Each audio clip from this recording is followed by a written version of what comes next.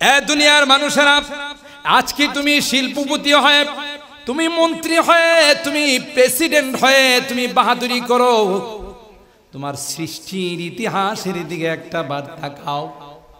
কি দিয়ে আমি আল্লাহ তোমাকে বানাইছি? ওমিন আয়াতিহি আন খালাকাকুম মিন তুরাব। তোমাকে আমি আল্লাহ মাটির দ্বারা বানাইছি। মাটির মধ্যে কোনো অহংকার নাই, কথা কয় না আছে? মাটির মধ্যে কোনো অহংকার নাই। মাটিকে এত অত্যাচার করা হয়, মাটিকে চাষাবাদ করা হয়, মাটির মধ্যে মই দেওয়া হয়, মাটির মধ্যে অনেক অত্যাচার চলে, কিন্তু মাটি কোনো রকমের কোনো প্রতিবাদ করে না। জোরে বলুন ঠিক কিনা? ওয়ালা তামশি ফিল আরদি মারহা ইন্নাকা লান তাখরিকাল আরদা ওয়ালান তাবলুগাল জিবালা তুলা। আল্লাহ বলেন, তুমি কি জন্য অহংকার করো? কি তুমি শিল্পপতি হইছো? তোমার চেয়ে অনেক বড় শিল্পপতি ছিল কারণ। কথা বলেন ঠিক কিনা? ইন্না কারুনা কানা মিন কওমি মূসা ফাবাগা আলাইহিম ওয়া আতাইনাহু মিনাল কুনুজি মা ইন্না মাফাতিহাহু লাতানু বিল উসবাতি উলিল কুওয়া। কারণের চাবি বহন করার জন্য হাজার হাজার উট লাগতো শুধু চাবি বহন করার জন্যে। তাইলে কি পরিমাণ মালের মালিক ছিল, তার তুলনায় তো তুমি কিছুই হয় নাই। অথচ কারণ এক সময় কিছুই ছিল না। আল্লাহ পাক রব্বুল আলামিনকে, কারুনকে মাল দৌলতের মালিক বানাইলেন, সম্পদের মালিক বানাইলেন। আল্লাহ বলেন, ওই কারুন অহংকার করেছে। মুসা পয়গম্বর যখন তাকে নসিহত করলো, মুসা পয়গম্বরের অনুসারীরা যখন কারুনকে নসিহত করলো, বলে আল্লাহ পাক তোমাকে মাল দিয়েছেন, অহংকার করবা না। ওয়ালা তাফরা ফাইনাল্লাহা লা ইউহিব্বুল ফারিহিন। আল্লাহ তাআলা আমোদ ফুর্তিকারীদেরকে পছন্দ করেন না। বিভিন্ন ভাবে পাঁচটা নসিহত করেছিলেন, সেদিকে যাব না। কারুন তখন বলেছিল, ক্বালা ইন্নামা উতিতুহু আলা ইলমিন ইনদি। না না, এই মাল তো আল্লাহ আমাকে দেয় নাই, আমি আমার যোগ্যতা বলে সেই মাল অর্জন করেছি। নাউজুবিল্লাহ। কারণ আছে না ধ্বংস হয়ে গেছে? আল্লাহ বলেন, ফাখাসাফনা বিহি ওয়া বিদারিহিল আরদ। কারুনকে তার মাল সহ আল্লাহ তাআলা জমিনে ধসাই দিয়েছেন। জোরে বলুন ঠিক কিনা? সুতরাং আল্লাহ বলেন, তোমাকে কি দিয়ে বানাইলাম একটা বার তুমি চিন্তা করো। ওমিন আয়াতিহি আন খালাকাকুম মিন তুরাবিন সুম্মা ইযা আনতুম বাশারুন তানতাশিরুন। মাটির দ্বারা তোমাকে সৃষ্টি করেছি। তোমাকে সৃষ্টি করেছি মানে আই বিখালকে আবিকুম আদম। তোমার আব্বা আদম, তাকে সরাসরি মাটির দ্বারা বানাইছি। আর তোমাকে যে জিনিসের দ্বারা বানাইছি, বীর্যের দ্বারা, সেটাও মাটির থেকে উৎপাদন হয়। ঠিক কিনা বলে? মানুষ যা খায় এগুলো উৎপাদন হয় কোত্থেকে? মাটির থেকে। আর এর দ্বারাই মানুষের মধ্যে আল্লাহ তাআলা এই বীর্য সৃষ্টি করেন, বীর্য দ্বারা মানুষ বানায়। এই জন্য আল্লাহ বলেন যে খালাকাকুম মিন তুরাব, তোমাদেরকেও মাটির দ্বারা বানাইছি। যেই জিনিস দ্বারা তোমাকে আমি আল্লাহ সৃষ্টি করেছি, উল্লেখ করার মতো কোনো বস্তু নয়। হাল আতা আলাল ইনসান, হাল আতা আলাল ইনসান হিনুম মিনাদ দাহরি লাম ইয়াকুন শাইআম মাযকুরা। তোমার উপর এমন একটা কাল অতিবাহিত হয়েছে, এমন একটা জামানা, এমন একটা সময় তোমার উপর অতিবাহিত হয়েছে, উল্লেখ করার মতো তুমি কোনো বস্তু ছিল না। ঠিক কিনা? আল্লাহ বলেন, এর থেকে তুমি চিন্তা করো, আমি আল্লাহ তোমাকে এই মাটির দ্বারা কত সুন্দর বডি দিয়েছি, কত সুন্দর তোমার চেহারা দিয়েছি। লাকাদ খালাকনাল ইনসানা ফি আহসানি তাকওয়িম। সবচাইতে সুন্দর করে আমি আল্লাহ তোমাকে বানাই। এটা হলো এক নম্বর কুদরতের আলোচনা। দুই নম্বর আল্লাহ বলেন, ওমিন আয়াতিহি আন খালাকালাকুম মিন আনফুসিকুম আজওয়াজা লিতাসকুনু ইলাইহা তোমাদের পত্নীগণকে, তোমাদের স্ত্রীগণকে আমি আল্লাহ তোমাদের থেকে বানাইছি। সুবহানাল্লাহ বলে। কি জন্যে? লিতাসকুনু ইলাইহা। এক নাম্বার কারণ হলো তুমি বাহিরে থাকবে, তুমি কর্মস্থলে থাকবে, তুমি যখন ঘরে আসবে বিভিন্ন পেরেশানি নিয়ে, টেনশন নিয়ে, তোমার স্ত্রী যদি নেককার হয়, দিনদার হয়, আল্লাহওয়ালা হয়, তুমি যখন ঘরে আসবে তোমাকে বিভিন্ন বিষয়ে তোমাকে সান্ত্বনা দিবে। সুবহানাল্লাহ। লিতাসকুনু ইলাইহা ওয়া জাআলা বাইনাকুম মাওয়াদ্দাতাও ওয়া রাহমা।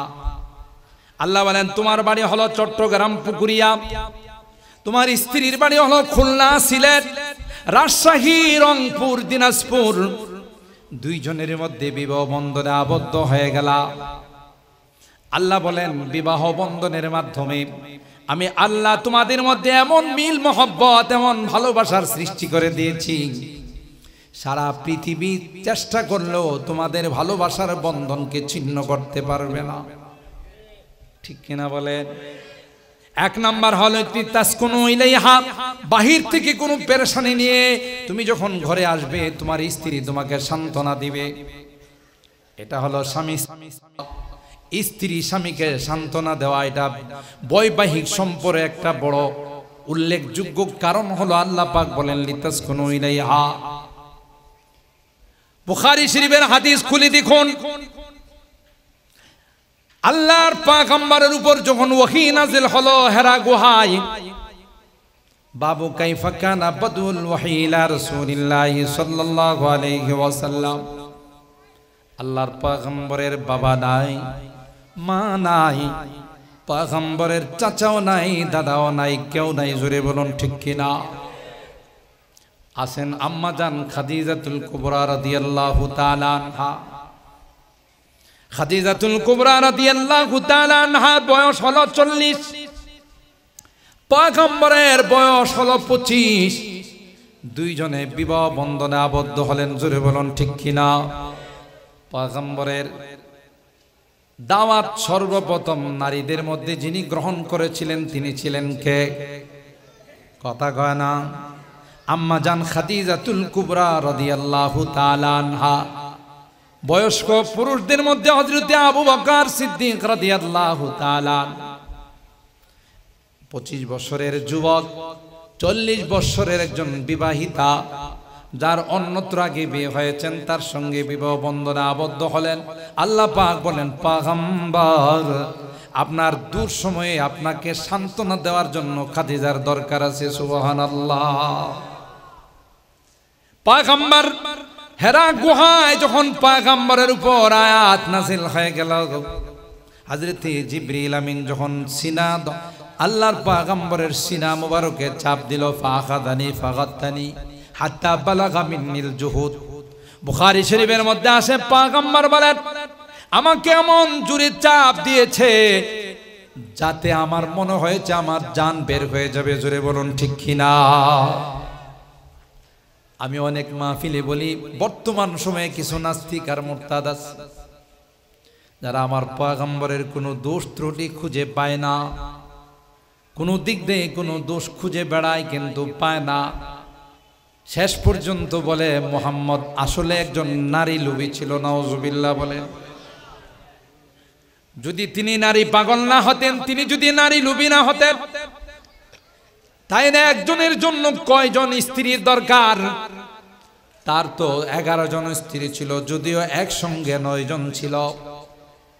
একজন মানুষ যেহেতু 9 জন স্ত্রী তার লাগে, নিশ্চয়ই তিনি নারী লোভী। নাউজুবিল্লাহ।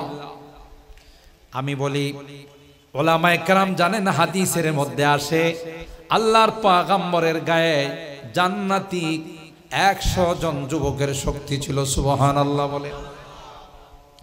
আর একজন জান্নাতি যুবক, জান্নাতি 40 জন যুবকের শক্তি ছিল। একজন জান্নাতি যুবকের গায়ে পৃথিবীর 100 যুবকের শক্তি আছে।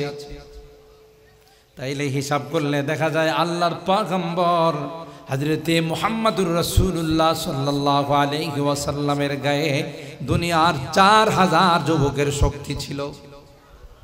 কত হাজার? একজন যুবককে আল্লাহ কয়জন স্ত্রী রাখার অধিকার দিবেন? কথা কয় না। ফানকিহু মা তাবা লাকুম মিনান নিসাই মাসনা ওয়া সুলাসা ওয়া রুবা। আল্লাহ বলেন তুমি যদি চাও, তোমার যদি সামর্থ্য থাকে 4 জন স্ত্রী রাখতে পারবা, তাইলে 4 জন যদি রাখার ক্ষমতা থাকে, পয়গম্বরের গায়ে 4000 যুবকের শক্তি ছিল, জোরে বলুন ঠিক কিনা? তাইলে ওনার জন্য 16000 স্ত্রী রাখার ক্ষমতা ছিল। কথা কয় না। কত হাজার? 16000 স্ত্রী রাখার ক্ষমতা যার গায়ে ছিল, তিনি রাখছে কয়জন? মাত্র 9 জন। তাইলে কি বেশি রাখছেন না কম রাখছেন? তাও ইতিহাস তালাশ করে দেখেন, আম্মা জানদের বিবাহের ইতিহাস এক এক প্রেক্ষাপটে, এক এক ইসলামের প্রয়োজনে আল্লাহর রাসূল আমাদের এক একজন আম্মা জানকে বিয়ে করেছেন। নিজের খায়সাতির জন্য বিয়ে করেন নাই। যদি তাই হতো তাহলে 40 বছরের একজন বিধবা মা আম্মা জান খাদিজাতুল কুবরা রাদিয়াল্লাহু তাআলা আনহাকে 25 বছরের একজন যুবক কোনোদিন বিয়ে করতেন না। বোঝা গেল ইসলামের জন্যই, দ্বীনের জন্যই একজন বয়স্কা নারীকে আল্লাহ রাসূল বিয়ে করেছেন। আল্লাহ পাক বলেন তাকে আপনার দরকার আছে, তার জান মাল সব কিছুর জন্য আপনার প্রয়োজন হবে। সুবহানাল্লাহ। তো কিন্তু দেখতে নারী চলন বাঁকা, যারা নাস্তিক আর মুরতাদ, এরা তো আর কিছু তালাশ করে পায় না এখন একজনের কি এতটা বউ লাগে। এই জন্য তাদেরকে হিসাব দিতে হবে। যেই মানুষটার গায়ে 16000 স্ত্রী রাখার ক্ষমতা ছিল, তিনি মাত্র 9 জন রাখছে। তিনি কি নারী লোভী না নারীদের থেকে নিজেকে কন্ট্রোল করছে? কতটুকুন কন্ট্রোল করলে তিনি 16000-এর পরিবর্তে মাত্র 9 জন? সুবহানাল্লাহ বলে। আর ভাইরা, আল্লাহর পয়গম্বর এত শক্তি থাকার পরেও হযরতে জিবরিল আমিন যখন চাপ দিলেন, পয়গম্বর আম্মা জানের কাছে আয়েশা বললেন, লাকাদ খাশিতু আলা নাফসি, এ খাদিজা কম্বল দিয়ে আমাকে জড়ায়া ধরো। গায়ে প্রচন্ড পরিমাণ তাপ চলে আসছে, জ্বর চলে আসছে। খাদিজা রে, লাকাদ খাশিতু আলা নাফসি, আমার ভয় হয় কার সঙ্গে দেখা হলো, কিনি আমাকে চাপ দিলেন, আমার গায়ে এই পরিমাণ জ্বর চলে আসছে খাদিজা, সুতরাং আমার ভয় হয়, না জানে কি দেখলাম, আমার কি পরিণতি হবে। বাহির থেকে ভয় পেয়ে চাপ খেয়ে আল্লাহর পয়গম্বর কার সঙ্গে শেয়ার করলেন? ভালো করে বুঝেন, শুধু বুখারী শরীফের হাদিস পড়লেই চলবে না। আম্মা জান খাদিজাতুল কুবরা রাদিয়াল্লাহু তাআলা আনহা কেউ নাই যার সঙ্গে আল্লাহর পয়গম্বর শেয়ার করবেন।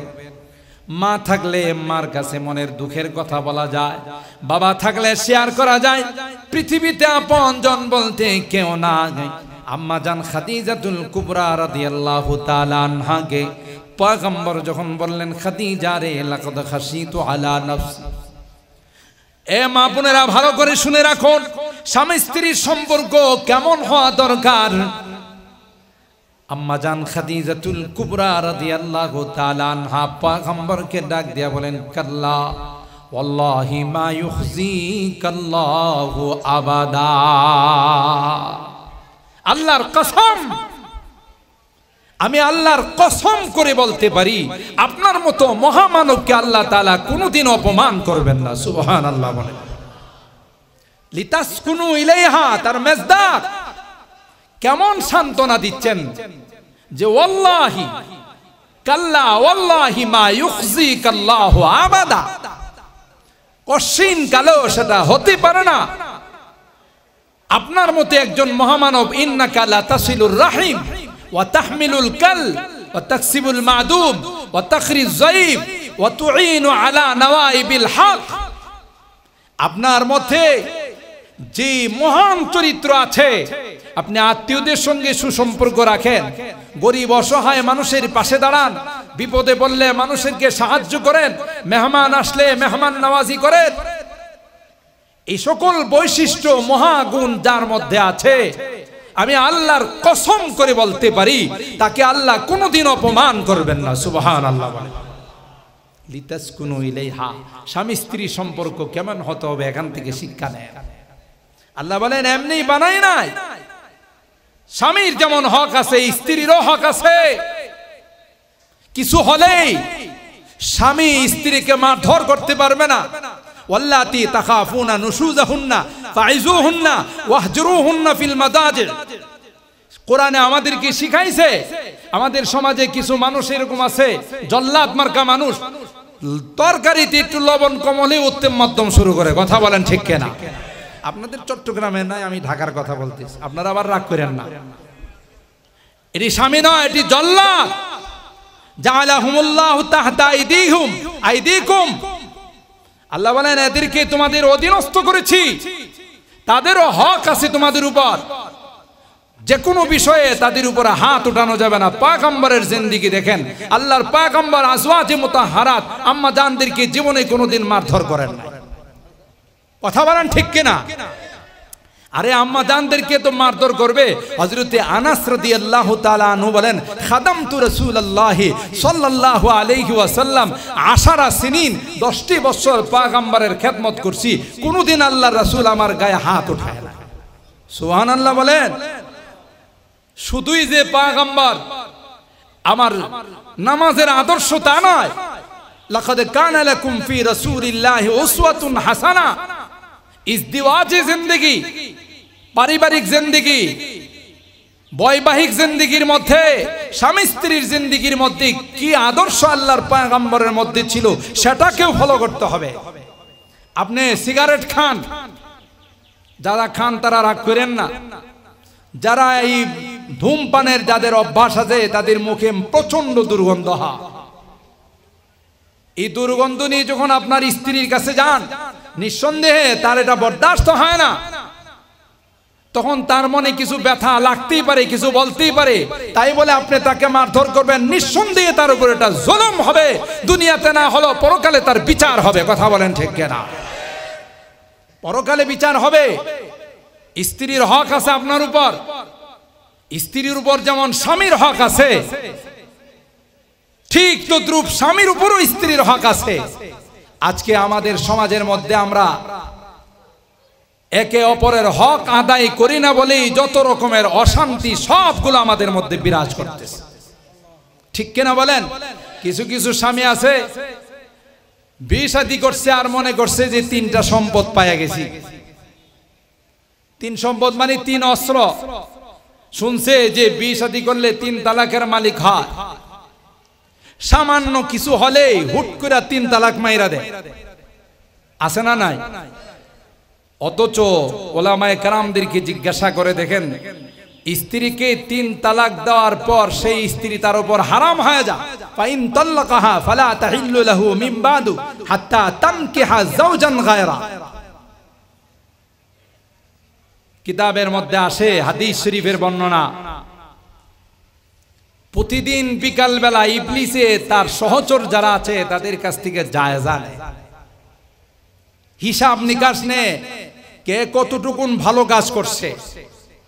কারণ ইবলিস তো ভালো মানুষ, তার চেলারা তো সব ভালো কাজে করে। ঠিক কিনা বলেন? এই তুই আজকে কি করলি? কয়ে সাহার কিছুই করতে পারি নাই, মাদ্রাসায় এক তালেব ইলম যাইতেছিল, রাস্তাতে ধাক্কা দিয়ে ফেলে দিছি, কিতাব টিতাব সব ভিজে গেছে, আর মাদ্রাসায় যাই নাই। আজকে অন্তত পক্ষে মাদ্রাসা যাওয়া থেকে ফিরে এলাম। নিয়ে মানতা, ভালো কাজ করছো। এই পোলাবাইনগুলোই তো আমার জন্য বড় হুমকি। একটু বড় হয়ে আলেম যখন হয়, যখন যে কোনো মাহফিলে গেলে কোনো না কোনো ভাবে আমার বয়ান আসেই। ঠিক কিনা বলেন? এই জন্য এদেরকে বারণ করতে হবে, তুমি ঠিকই করছো, ভালো কাজ করছো। আরেকজনকে ডাকলো, তুই কি করলি? আমি বেশি কিছু করতে পারি না, একটু গুড় লাগাই দিছি। ওই যে ঝগড়া হয়, 2 পক্ষে মারামারি হয়, খুনাখুনি হয়, এটার পিছনেই কিন্তু ইবলিসের অবদান আছে। ঠিক কিনা বলেন? এরপর মাছি বসছে, মাছি খাইতে আসছে বিড়াল। ঠিক কিনা? বিড়াল দিকে আসছে কুকুর, কুকুর একটার দিকে আরেকটা আসছে। 2 পক্ষের কুকুরের মধ্যে ঝগড়া হয়েছে, পরে 2 পক্ষের মালিকের মধ্যে ঝগড়া হয় না? এরকম বিশাল মারামারি, খুনাখুনি। তুইও মোটামুটি খারাপ কাজ করিস নাই, ভালোই করছিস, তুই আয়। কারণ একটা ঝগড়া লাগানো এটাও তো কম ভালো কাজ না। কিন্তু শুনেন, আসল কথা শুনেন, আরেকটা ওই কর্নারে দাঁড়ায় রইছে, এক কদম আগায় দুই কদম পিছা। এই তুই কি সারাদিন কিছু করতে পারিস নাই? কই যা করছি আপনার দরবারে পেশ করার মতো না। কি করলি? কই নিশিরাতে গভীর রজনীতে যখন সকলেই ঘুমিয়ে পড়ছে, স্বামী স্ত্রীর মধ্যে সামান্য একটা বিষয় নিয়ে ঝগড়া লাগাই হয় না, ছোটখাটো কথা নিয়ে এমন রাগ উড়ে মনে হয় যে লবণ ছাড়াই খায় ফেলাই। আছে না নাই? স্বামী স্ত্রীর মধ্যে ঝগড়া লাগাই দিছি, ঝগড়ার এক পর্যায়ে এত বাড়াবাড়ি হইছে, স্বামী রাগান্বিত হয়ে স্ত্রী বলল, এই তুই যে রাগ আমার উড়াইছিস, 1 2 3 কয়টা অস্ত্র প্রয়োগ করলো? কথা কয় না। একসাথে 3 তালাক দেওয়ার পর ওই স্ত্রীকার তার জন্য হালাল না হারাম? জোরে বলেন। কিন্তু আমাদের সমাজে এক শ্রেণীর মৌলবি আমাদের মতোই লেবাস টেবাস বাইরেছে, বুঝেন নাই? কয় 3 দিলে 1, 3 দিলে।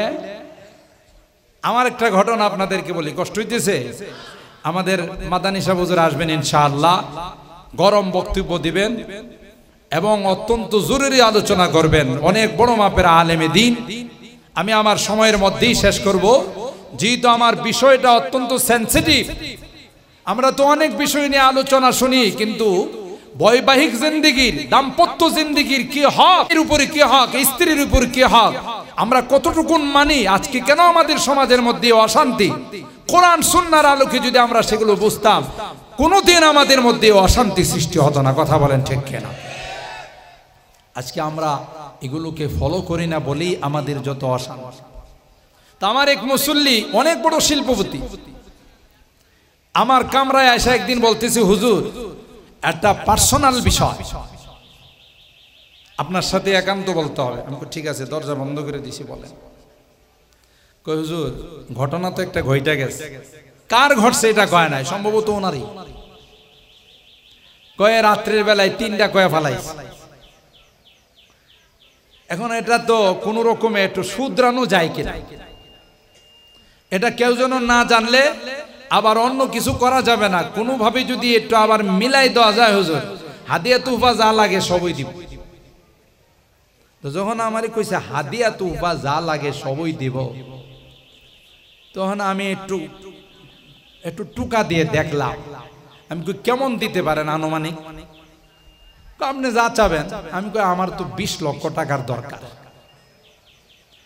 কারণ কোরআনের একটা আয়াত যখন পরিবর্তনই করব, তাইলে কম পয়সা দিয়ে পরিবর্তন করে লাভ কি? আল্লাহ তো কইছে ওয়ালা তাশতারু বিআয়াতি সামানান কালিলা, কম পয়সা দিয়ে আমার কোরআনের আয়াত বিক্রি করো না। একদল যারা একটু বেশি নিতে চায়, চুক্তি করে নেয় না, এরা এই দলিল দেয়, কই যে কম টম না, বেশি দিয়ে নিতে হবে। কথা বলেন ঠিক কিনা? ইউদিল্লু বিহি কাসীরা ওয়া ইয়াহদি বিহি কাসীরা। আমি বললাম কোরআনের একটা আয়াত যেহেতু পরিবর্তনই করব, তাহলে একটু বেশি দেওয়া লাগবে। 20-30 যদি দেন, তাহলে সূরা বাকারার একটা আয়াত আছে, এটা না হয় পরিবর্তনই করে ফেলাম। এখন বেচারা চমকাই গেছে, চমকাই গেছে। কই হুজুর তাই কোরআনের আয়াত পরিবর্তন করা লাগবে? আমি কই জি। কোরআনে আল্লাহ বলেন, ফাইন তাল্লাকাহা ফালা তাহিল্লু লাহু মিন বাদু হাত্তা তানকিহা যাওজান গায়রা। যতক্ষণ পর্যন্ত হালালা না হবে, অন্যত্র বিয়ে না হবে, ততক্ষণ পর্যন্ত আগের স্বামীর জন্য সে হালাল হবে না। আছে না নাই? এখানে আরেকটা কথা আপনাদের বলে দিই, মনে রাখেন,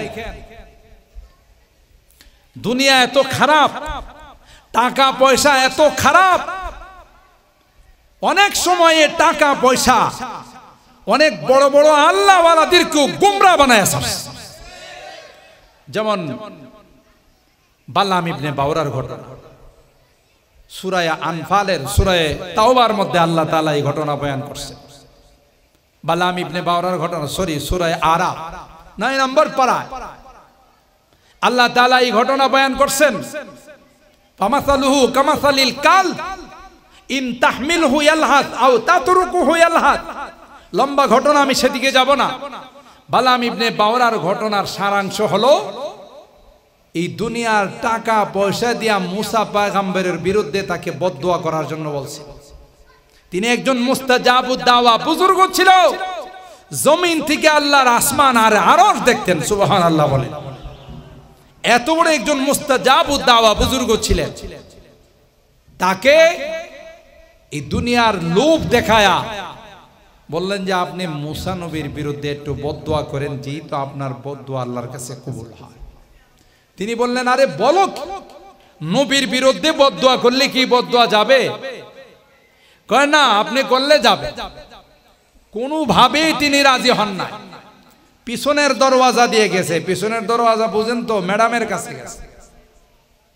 ম্যাডাম রে বলল, ম্যাডাম আমরা আসছিলাম অনেক দূরের থেকে, হুজুরের কাছে আমাদের এই আবদার ছিল, হুজুর তো আমাদের আবদার রক্ষা করে না, আপনি যদি একটু দয়া করে বলতেন আপনার জন্য জামদানি শাড়ি আছে, বেনারসি শাড়ি আছে, এরপরে আরো যা চাবেন সব আছে, স্যারের জন্য আছে। ম্যাডাম কো ঠিক আছে, তোমরা টেনশন করো না, ঘরে আসলে আমি সাইজ করব। এই জন্য স্বামী স্ত্রীর কথা, স্ত্রী যদি নেককার না হয়, স্ত্রী যদি দিনদার না হয়, স্ত্রী যদি আল্লাহওয়ালা না হয়, এই সংসারে কোনোদিন শান্তি আসবে না। কথা বলেন ঠিক কিনা? অনেক স্ত্রী এরকম আছে, স্বামী দিনদার নামাজি, বড় বড় আল্লাহওয়ালাদের সাথে সম্পর্ক রাখে, কিন্তু স্ত্রীর কারণে ঘরের মধ্যে টিভি আনতে বাধ্য হয়। আসে না? না, বাচ্চা কাচ্চারা তো ছোট মানুষ, এই ঘরে যায় ওই ঘরে যায়। স্বামী যখন ঘরে আসছে তখন মন খুব খারাপ। স্বামী বলল, কি ব্যাপার? ব্যাপার কি? আমাদেরও তো একটা প্রেস্টিজ আছে, আমাদের বাচ্চারা আরেক ঘরে যায় টিভি দেখবে, এটা কি আমাদের জন্য মানানসই? এটা তো অপমানজনক। স্বামী কয়, না না না, টিভি তো গুনার বাক্স, এটা শয়তানের বাক্স, ওইটা ঘরে আনা যাবে না। কেন আনা যাবে না? ছোট বাচ্চারা দেখবে, আমরা কি দেখবো? ফতোয়া দেয়। কথা বলেন ঠিক কিনা? তো স্ত্রী যদি নেককার না হয়, স্ত্রী দিনদার না হয়, স্ত্রীর কারণে অনেক সময় ঘরের মধ্যে গুনার আসর জমে। কথা বলেন ঠিক কিনা? তো বালাম ইবনে বাওরার স্ত্রী ছিল ওই রকম একজন দুনিয়াদার। এরা যখন চলে গেল, তিনি ঘরে আসার পর মন খুব খারাপ। কি ব্যাপার, তোমার মন এত খারাপ কেন? মন খারাপ হবে না? দূর দরাজ থেকে মানুষ এত আশা নিয়ে আপনার কাছে আসে, আপনি মানুষগুলোকে মাহরুম করে দেন, এটা তো ঠিক না। কি মাহরুম করলাম? কই যে লোকগুলো আসছিল, কয় রে পয়গম্বরের বিরুদ্ধে বদদুয়া করতে আমাকে বলল, এটা কি আমার দ্বারা সম্ভব? আমি যদি পয়গম্বরের বিরুদ্ধে হাত উঠাই, সাথে সাথে আমার সব শেষ হয়ে যাবে। আরে এটা তো আপনিও জানেন, আমিও জানি, এরাও জানে, আপনার বদদুয়ায় কোনো কাজ হবে না।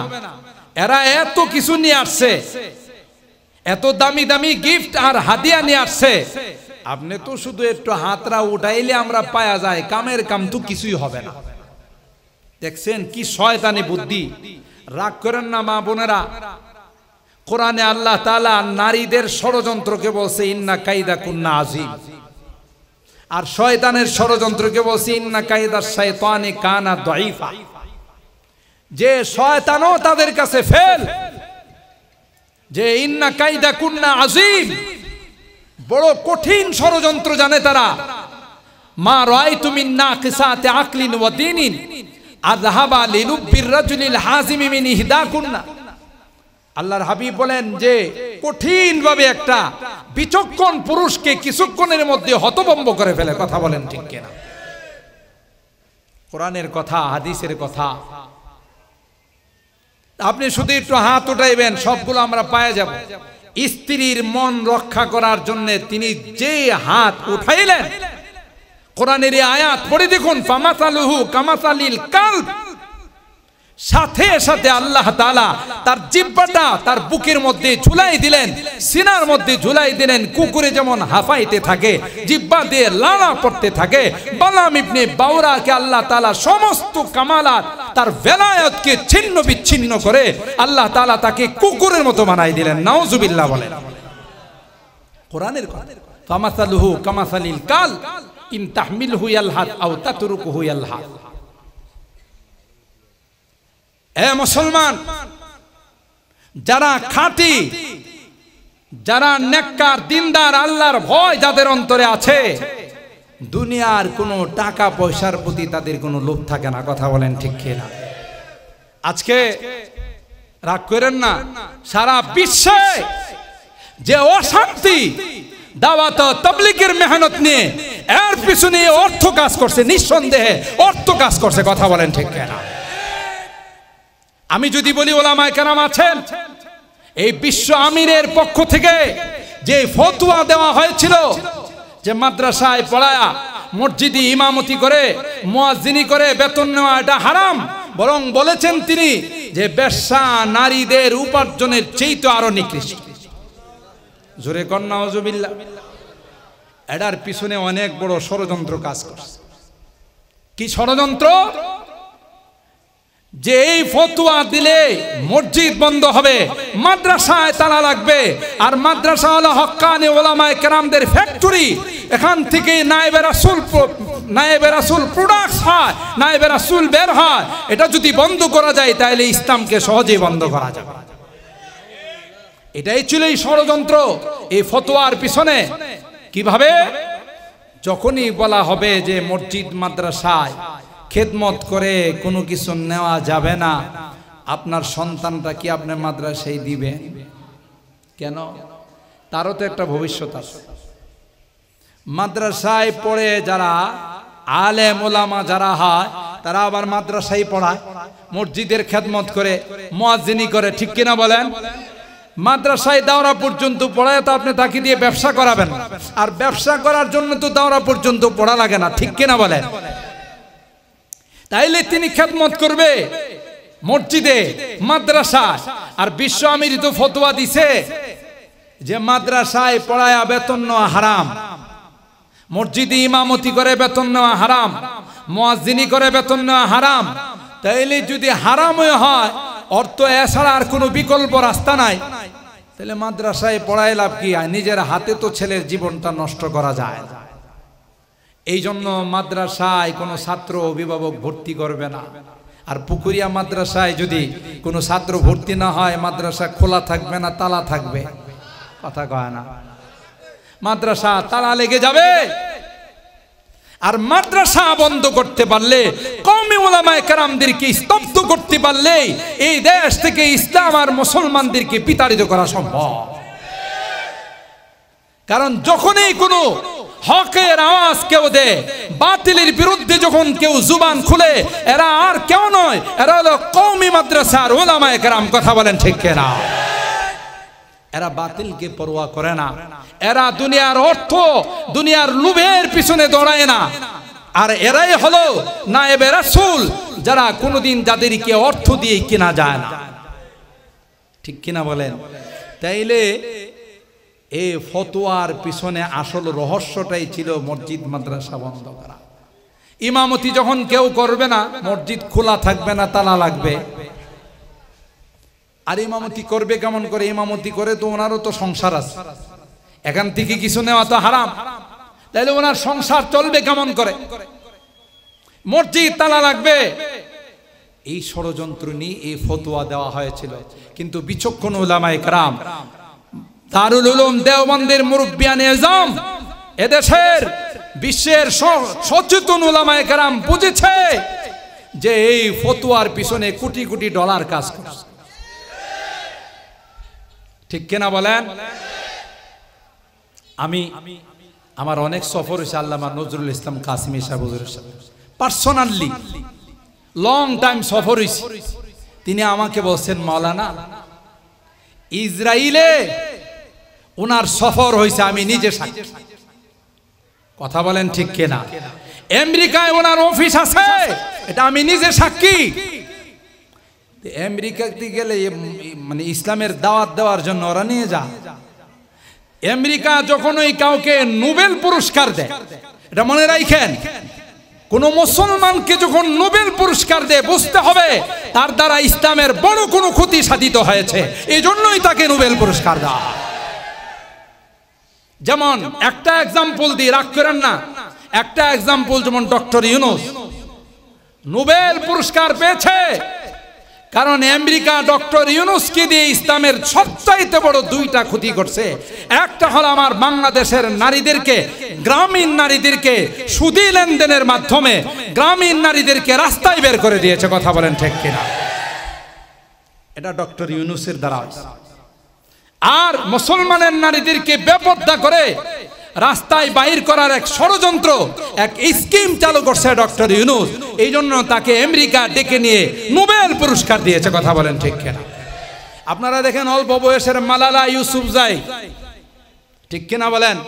যারা নেটের জগতে যান, যারা বিভিন্ন রকমের চ্যানেল, ইন্টারনেট বা বিভিন্ন রকমের যোগাযোগ মাধ্যমে বিচরণ করেন, আপনারা জানেন এই ছোট্ট একটা মেয়েকে নিয়ে তাকে নোবেল পুরস্কার দেওয়া হলো একটাই মাত্র কারণ, নারীদের অধিকার নিয়ে কথা বলতে গিয়ে ইসলামের বিভিন্ন আহকামের উপর, বিভিন্ন হুকুমের উপর সে কটাক্ষ করেছে, আঘাত এনেছে। ঠিক কিনা বলেন? তাইলে আমেরিকা কারা যায়? যারা ইসলামের ক্ষতি করতে পারে তারাই বিশেষভাবে ওখানকার সম্পর্ক রাখে। কথা বলেন ঠিক কিনা? তাহলে এই ফতোয়ার পিছনেও ওইটাই কাজ করছে। কিন্তু হাক্কানি ওলামায়ে কেরাম, হাক্কানি ওলামায়ে কেরাম जान दे दे पर न दे ईमान को, जान दे दे पर न दे ईमान को, जान যাইতে পারে, ফাঁসির কাস্টে ঝুলতে পারে, কিন্তু টাকার সামনে, অর্থের সামনে বিক্রি হয় না, অর্থের সামনে বিক্রি হয় না। হযরত সুলাইমান পয়গম্বর বিলকিস কে যখন বলল আল্লাহ তাআলা আলাইয়া ওয়া আতুনি মুসলিমিন, এ বিলকিস চিঠি পাওয়ার সাথে সাথে তুমি মুসলমান হয়ে চলে আসবা। লম্বা ঘটনা, আমি সেদিকে যাব না। আর হারাপ বিলকিস চিঠি পাওয়ার পর সুলাইমান পয়গম্বরের চিঠিকে বলল ক্বালাত ইয়া আইয়ুহাল মালাউ ইন্নী উলকিয়া ইলাইয়া কিতাবুন কারীম, আমার নিকট এইমাত্র একটি সম্মানজনক চিঠি আসছে। আল্লাহ পাক বলেন বিলকিস পয়গম্বরের চিঠিকে তুমি সম্মান করলাম, আমি আল্লাহ তোমাকে ঈমানের দৌলত দিয়া সম্মান করব। আমার কথা হলো বিলকিস যখন তার ক্যাবিনেটকে সামনে নিয়ে বললেন একটা চিঠি আসছে, চিঠির মধ্যে পয়গম্বর বলেন যে মুসলমান হয়ে আমাদের চলে যাইতে হবে যদি মঙ্গল চাই। আমরা কি করব? প্রতিরক্ষা মন্ত্রী দাঁড়াইয়া বিলকিসকে ডাক দেয়া বলে ম্যাডাম নাহনু উলু কুওয়াতি ওয়া উলু বাসিন শাদীদ ওয়াল আমরু ইলাইকি ফানজুরি মাযা তা'মুরিন, আমাদের অস্ত্র আছে, পারমাণবিক আছে, জঙ্গি বিমান আছে, অস্ত্রের কোনো অভাব নাই। এই সামান্য একজন মোল্লার চিঠি পায় আপনি কাবু হয়ে গেলেন। আপনি শুধু অর্ডার করবেন, আমি প্রতিরক্ষা মন্ত্রী, আমি অর্ডার দেব গো, সেকেন্ডের মধ্যে মোল্লাকে কাবু করে ফেলবে। সেকেন্ডের মধ্যে মোল্লার সিংহাসন তছনছ হয়ে যাবে। আপনি ভয় পায়েন না, আমরা আপনার ডাইনে আছি, বামে আছি, সামনে আছি, পিছনে আছি। নাহনু উলু কুওয়াতি ওয়া উলু বাসিন শাদীদ ওয়াল আমরু ইলাইকি ফানজুরি মাযা। তবে যেহেতু আপনি আমাদের নেত্রী, সিদ্ধান্ত তো আপনার হাতেই। বিলকিস তখন কি বললেন?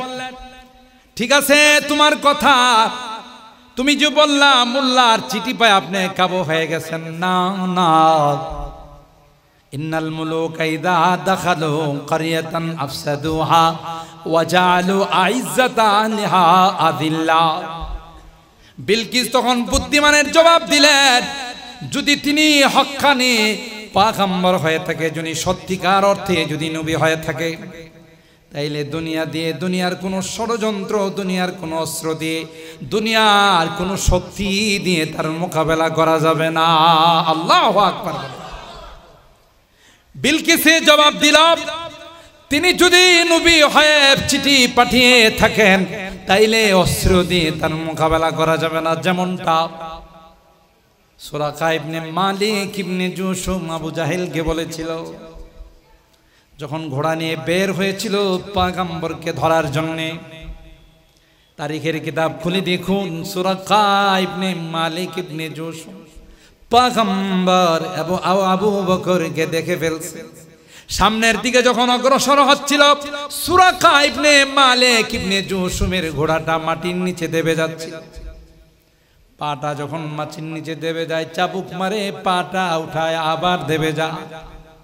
একবার, দুইবার, তিনবার, তৃতীয়বার যখন পা উঠায় তখন দেখে পায়ের নিচে থেকে ধোঁয়া বের হয়। সুবহানাল্লাহ, জোরে বলেন। সুরাকা বুঝে ফেলছে যে পাথরের নিচে আগুন আসবে কোত্থেকে, ধোঁয়া বের হলো কোত্থেকে। না না, এটা আসমানের মালিকের কুদরত শুরু হয়ে গেছে। সুবহানাল্লাহ। আল্লাহর পয়গম্বর কি ডাক দিয়া বলল, সুরাকা, এ মুহাম্মদ, আমার বুঝে আসছে গো মুহাম্মদ, এখানে কোন কুদরতি খেলা শুরু হয়ে গেছে, মাফ করে দাও, ক্ষমা করে দাও, তোমার দিকে আর আমি অগ্রসর হব না। পয়গম্বর কয়, ক্ষমা করতে পারি এক শর্তের উপর, আমাদের সন্ধান কাউকে দিতে পারল না। তাইলে যাইতে পারো, কাউকে বলবো না। একটু যাওয়ার পর আবু জাহেলের সঙ্গে দেখা হয়ে গেল। আবু জাহেল গায়, সুরাকা কোনো খবর আছে? পুরস্কার তো ঘোষণা করে রাখলাম। সুরাকা কয়, বড় খবর আছে। কি খবর? মুহাম্মদের সাথে দেখা হয়েছে। আরে কোথায়? না না, বলা যাবে না। যা দেখছি রে আবু জাহেল, এটা তুমি না দেখলে কোনোদিন বিশ্বাস করতে পারবা না। আবা হাকামিন ওয়াল্লাহি লাউ রাআইতাহু লিআমরিন জুআদিন তাসুখু কাওয়াইমুহু। এ আবু জাহেল, আমি যখন ঘোড়া দিয়ে মুহাম্মাদের দিকে অগ্রসর হচ্ছিলাম, আমার ঘোড়ার পাটা একবার নয়, দুইবার নয়, তিনবার মাটির নিচে দেবে গেছে। আল্লাহু আকবার। কে দাবাইছে? আরো জোরে বলেন, কে? শেষবার দেখলাম আমার ঘোড়ার পায়ের নিচ থেকে ধোঁয়া বের হচ্ছে, আগুন, অগ্নি কুণ্ডলী বের হচ্ছে। আমি তখন মুহাম্মদকে বললাম, আমাকে মাফ করে দাও। হে আবু জাহেল, আলিমতা ওয়ালাম তুশাক্কিকি বিআন্না মুহাম্মাদান রাসূলুন বিবুরহানিন ফামান দা ইউকাবিমুহু। আল্লাহর কসম করে বলি আবু জাহেল, না না না, মুহাম্মদ আল্লাহর পয়গম্বর। সারা পৃথিবীর মানুষ মিলে যদি মুহাম্মদের মোকাবেলা করতে চায়, মোকাবেলা করতে পারবে, কিন্তু মনে রাখো সারা পৃথিবীর মানুষও মুহাম্মদের সঙ্গে পারবে না। আল্লাহু আকবার। আলাইকা বিকাফিন নাসি ফাইন্নানি। সুতরাং তার পিছনে লাইগো না। আজ নয় কাল মুহাম্মদের পতাকায় সারা বিশ্বে উড্ডীন হবে। সুবহানাল্লাহ। যেমনটা আল্লাহ সূরা কাউসারের মধ্যে জানাই দিয়েছেন, ইন্না আ'তাইনাকাল কাউসার ফাসাল্লি লিরাব্বিকা ওয়ানহার ইন্না শানিআকা হুয়াল আবতার। আল্লাহু আকবার বলেন। এ পয়গম্বর, এ পয়গম্বর, মন খারাপ কইরেন না। যারা বলে গো আপনার নাম স্মরণ করার কেউ থাকবে না, এদের নাম স্মরণ করার জন্য কেউ থাকবে না, আমি আল্লাহ এমন সিস্টেম করে দিব, এমন ব্যবস্থা করে দিব, কিয়ামত পর্যন্ত রাত নাই দিন নাই, 24 ঘন্টা আকাশে বাতাসে আপনার নাম উচ্চারিত হবে। ইন্না শানি আকা হুয়াল আবতার। যারা বলে আপনার নাম স্মরণ করার কেউ থাকবে না, এদের নাম স্মরণ করার জন্য কেউ থাকবে না পৃথিবীর মধ্যে, এরা নাম, তাদের নাম ও নিশান কিছুই থাকবে না। আপনার নাম তো থাকবে, আকাশে বাতাসে উচ্চারিত হবে সুবহানাল্লাহ। সুতরাং বিলকিস বলে দিল, সাবধান, বড় বড় কথা কইও না, আমি পরীক্ষা করব তিনি আসলে কি দুনিয়ার কোন রাজা বাদশা না পয়গম্বর। তিনি যদি খাঁটি পয়গম্বর হয় তাইলে কিছুদিন তার মোকাবেলা করা সম্ভব না।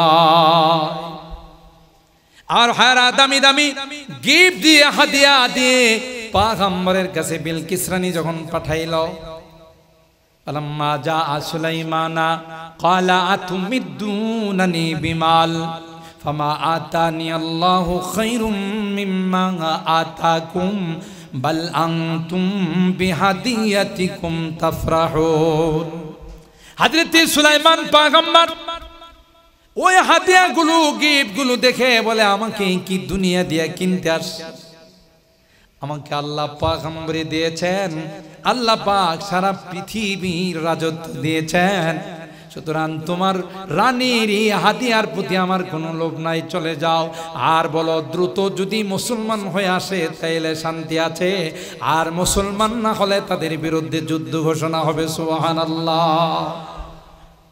আর ভাইরা, এই ঘটনা বলার উদ্দেশ্য হলো যারা হক্কানি উলামায়ে কেরাম হয়, যারা নায়েবে রাসূল হয়, তাদেরকে দুনিয়ার টাকা দিয়ে কেনা যায় না।